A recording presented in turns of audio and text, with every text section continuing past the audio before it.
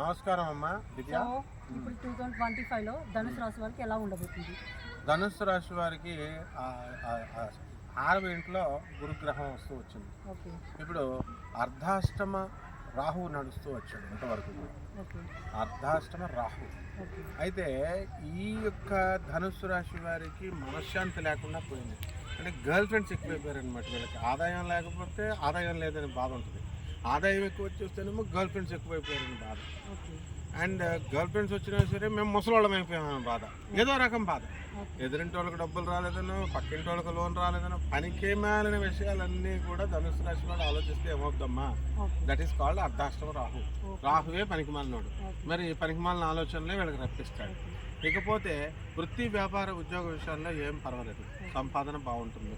తర్వాత చక్కగా పిల్లలందరూ కూడా, పిల్లలు లేనటువంటి వాళ్ళు పిల్లలకు కలుగుతారు.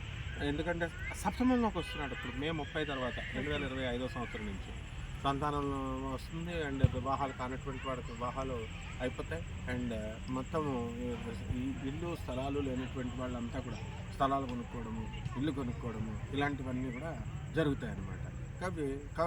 ఇక వాకింగ్ ఎక్కువ చేస్తారు ధనుసు రాశి వాళ్ళు. ఎందుకంటే హెల్త్ కాన్షియస్నెస్ పెరిగిపోద్ది. అయిపోయి తొందరగా చచ్చిపోతాము, ఎంత సంపాదించుకుంటున్నాం అని చెప్పేసి హెల్త్ కాన్షియస్తో మనం వాకింగ్లు, గికింగ్లు, ఇలాంటి జిమ్ములు, ఇలాంటివన్నీ కూడా మనం చేయడం అనేటటువంటి జరుగుతాయి.